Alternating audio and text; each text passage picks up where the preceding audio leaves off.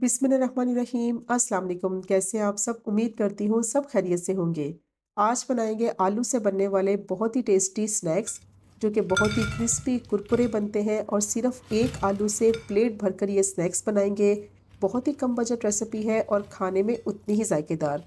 Specially बच्चों के लिए बहुत ही मोस्ट फेवरेट है। बाहर से बहुत ही क्रिस्पी और अंदर से इनका टेक्सचर बहुत ही सॉफ्ट होगा। तो बस वीडियो को आपने स्किप नहीं करना, एंड तक देखना है ताकि रेसिपी का कोई भी पार्ट आपसे मिस ना हो। और अगर आपको रेसिपी पसंद आए तो चैनल को भी ज़रूर सब्सक्राइब करें। तो चलिए टाइम ज़ाय के बगैर शुरू करते हैं इस मज़ेदार सी रेसिपी को बनाना।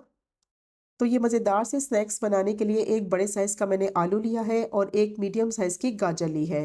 छिलके मैंने उतार लिए थे दोनों के और अच्छी तरह से धो लिया था। अब आलू को ग्रेटर की मदद से ग्रेट कर लेंगे। तो आलू को जो ग्रेट करेंगे तो ग्रेटर की जो मोटी वाली साइड है उससे ग्रेट करेंगे, जो बारीक वाली साइड है उससे ग्रेट नहीं करेंगे वरना बहुत ही बिल्कुल बारीक इसके पीसेस हो जाएंगे। तो मोटी साइड से ग्रेट करने के बाद आलू का जो टेक्सचर है वो इस तरह से होना चाहिए। तो बस आलू को मैं इसी तरह से ग्रेट कर लूँगी, बारीक साइड से नहीं करेंगे, जो इसकी थोड़ी मोटी साइड होगी उससे ग्रेट करेंगे। और अगर आपके पास ग्रेटर नहीं है तो फिर आप इसके बिल्कुल बारीक-बारीक स्लाइसेस भी कर सकते हैं। लेकिन ग्रेटर की मदद से बहुत ही आसानी से ये ग्रेट हो जाएँगे। तो देखिए आलू को मैंने ग्रेट कर लिया है, थोड़े बड़े साइज़ का आलू लिया है मैंने, तो देखिए कितनी आसानी से ये ग्रेटर की मदद से ग्रेट हो गया है। तो आलू को जो ग्रेट किया है ना ही ज़्यादा मोटा है और ना ही ज़्यादा पतला है। अब मैंने गाजर ली है और गाजर को भी ग्रेटर की मदद से इसी तरह से ग्रेट कर लेंगे और इसको भी उसी साइड से ग्रेट करेंगे जिससे आलू को ग्रेट किया है, ताकि दोनों का टेक्सचर जो है वो बिल्कुल सेम लगे। तो गाजर को भी बिल्कुल वैसे ही मैंने ग्रेट किया है जिस तरह से आलू को ग्रेट किया था। जो बारीक वाली साइड है उससे ग्रेट नहीं करेंगे, जो मोटी वाली साइड है उससे मैंने अच्छी तरह से इसको ग्रेट कर लिया है। और दोनों चीज़ें रेडी हो गई हैं। अब मैंने एक बाउल में लिया है ठंडा पानी और जो ग्रेट किए हुए आलू हैं इस पानी में डाल देंगे। और आलू डालने के बाद जो ग्रेट की हुई गाजर है उसको भी मैं इस पानी में डाल दूंगी और अच्छी तरह से इसको मिक्स करना है।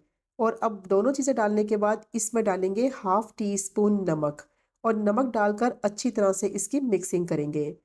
तो आलू जो है उनमें काफ़ी ज़्यादा स्टार्च होता है और पानी में उनको डिप करके रखने से इनका स्टार्च जो है वो काफ़ी हद तक कम हो जाता है। और नमक इसमें इसलिए डाला है ताकि इसमें जो एक्स्ट्रा नमी होगी, नमक जो है वो उसको अच्छी तरह से निकाल देगा।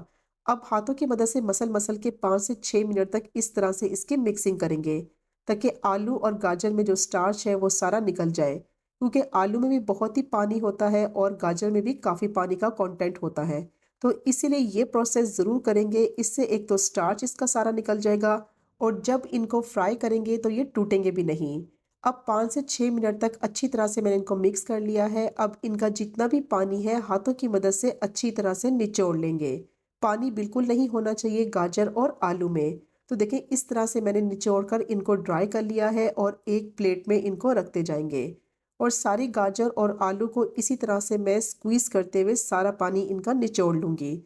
तो ये मज़ेदार से क्रिस्पी स्नैक्स बनाने के लिए ये स्टेप बहुत ज़रूरी है।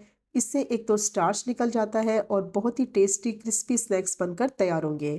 तो सारी आलू और गाजर को अच्छी तरह से मैंने निचोड़ कर ड्राई कर लिया है और ये आपको नज़र ही आ रहा होगा दोनों चीज़ें काफ़ी हद तक ड्राई हो गई हैं। अब मैंने एक कटिंग बोर्ड लिया है और ये गाजर और आलू को मैं रखूँगी कटिंग बोर्ड के ऊपर और नाइफ़ की मदद से हल्का-हल्का इनको चॉप कर लेंगे। ज़्यादा बारीक चॉप नहीं करेंगे, बस हल्का-हल्का इस तरह से इनको चॉप कर लेंगे। तो ज़्यादा बिल्कुल बारीक इनको चॉप नहीं करना, बस हल्का-हल्का इस तरीके से चॉप करेंगे। एक तो इनकी शेप बहुत अच्छी आएगी और बहुत ही मज़ेदार क्रंची ये फ्राई होंगे। तो आप चाहें तो एज़ इट इज़ भी इनको फ्राई कर सकते हैं।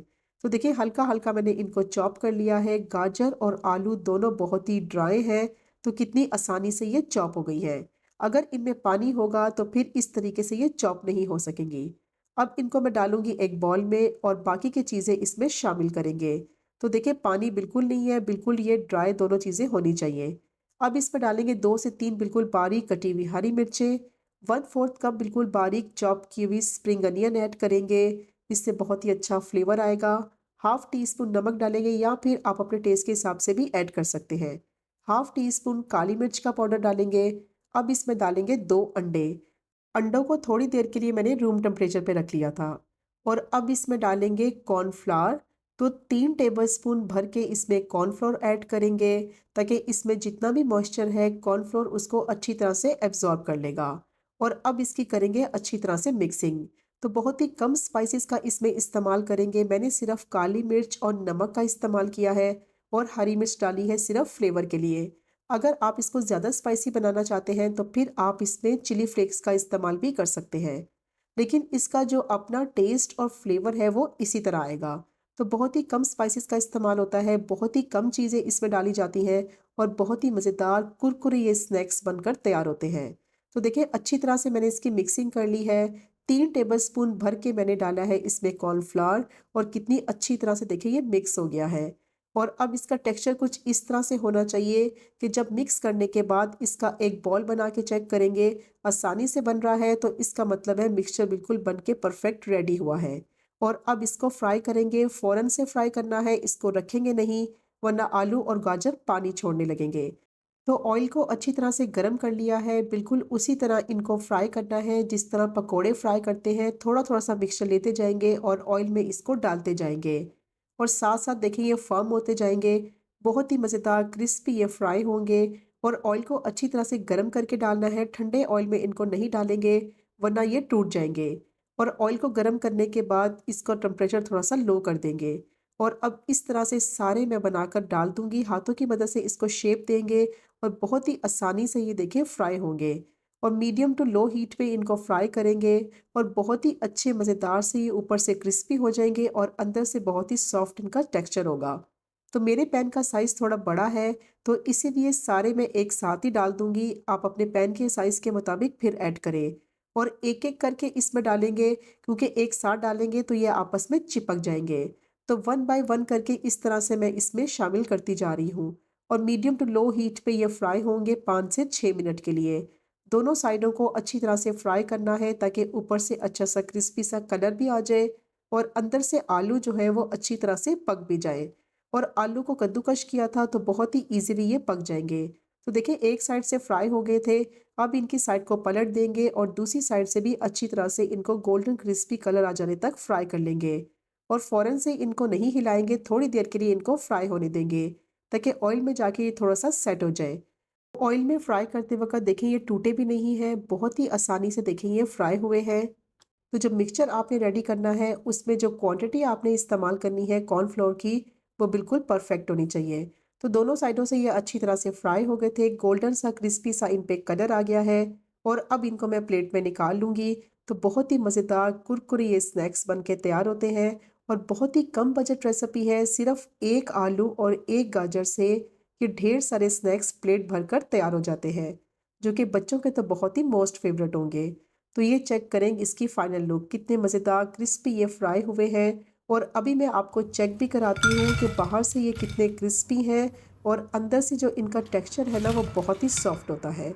तो ज़रूर ट्राई कीजिएगा ये मज़ेदार से आलू के स्नैक्स की रेसिपी को, जिसको बनाना बेहद आसान है और खाने में बहुत ही टेस्टी होते हैं और बहुत ही कम बजट रेसिपी है। आप इसको इफ्तार में बनाएं, झटपट से बन जाएंगे और इंजॉय करें।